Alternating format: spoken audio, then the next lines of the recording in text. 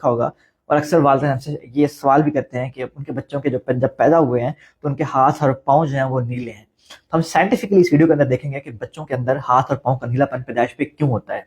देखिए, हमारा जो खून है उसके अंदर ऑक्सीजन पाई जाती है, और ऑक्सीजन को जो हीमोग्लोबिन है वो लेके ट्रांसफर करती है जिस्म के डिफरेंट एरियाज के अंदर।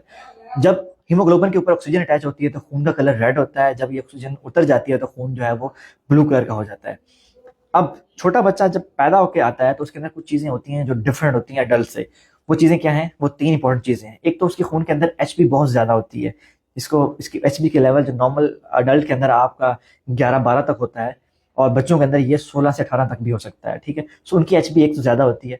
सेकंड, उनका कार्डियक आउटपुट यानी कि हार्ट का जो पंप करने की जो ब्लड फेंकना जिस्म के अंदर है वो कम होता है, सो कार्डियक आउटपुट कम होता है। और थर्ड ये है कि वो टेम्परेचर को ज्यादा सेंसिटिव होते हैं। नॉर्मली क्या होता है कि अगर आपका इन्वायरमेंट का टेम्परेचर कम है तो हमारी बॉडी क्या करती है कि वो हमारे हाथ जो जिसम से जिस दिल से इतने दूर अज़ा हैं, जैसा कि हाथ है, पाँव है, वहाँ की सप्लाई को कम करना शुरू कर देती है। वहाँ की जो खून की नालियाँ हैं वो नैरो होना शुरू हो जाती हैं, तंग होना शुरू हो जाती हैं, ताकि हीट ज़ाया ना हो। ठीक है, तो बच्चा जब माँ के पेट के अंदर होता है तो माँ के पेट का टेम्परेचर नॉर्मल होता है 37 डिग्री सेंटीग्रेड। जब इन्वायरमेंट में आता है तो अगर तो आप ओटी यानी ऑपरेशन थिएटर में बच्चे को आपने जन्म दिया है तो वहाँ का टेम्परेचर होता है 25 से लेकर 30 तक। टेम्परेचर जब कम टेम्परेचर में बच्चा आता है तो वो इस हीट को कंजर्व करने की कोशिश करता है।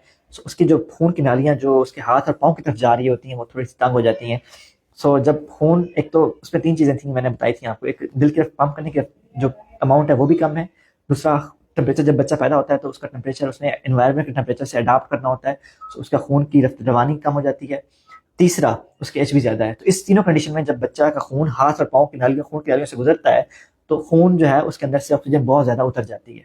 सो जब खून से ऑक्सीजन उतरती है तो खून का कलर जो मैंने बताया, जो नॉर्मली रेड नजर आता है आपको, वो ब्लू कलर में चेंज हो जाता है, और उसके जो एरियाज यानी हाथ और पाँव है वहां पे आपको ब्लूनेस, नीलापन नजर आता है। सो ये नीलापन बिल्कुल नॉर्मल होता है।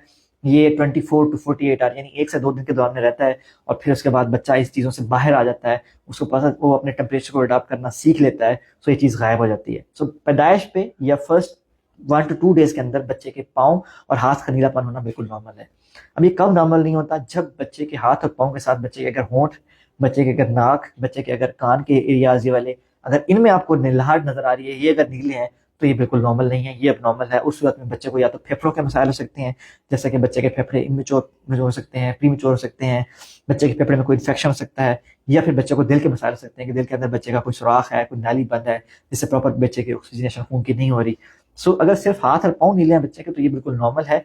लेकिन अगर बच्चे के अगर होंठ, मुंह के अंदर का हिस्सा, उसका नाक की टिप या उसके कानों के जो ये एरियाज हैं ये अगर नीले हैं तो फिर वो नॉर्मल नहीं है, उसमें बच्चे को फेफड़े या दिल के मसाइल हो सकते हैं। इससे बेसिक इन्फॉर्मेशन है जो बीइंग ए पेरेंट सबको पता होना चाहिए, और अक्सर लोग इससे फेस करते हैं और इसमें परेशान होते हैं। Thank you.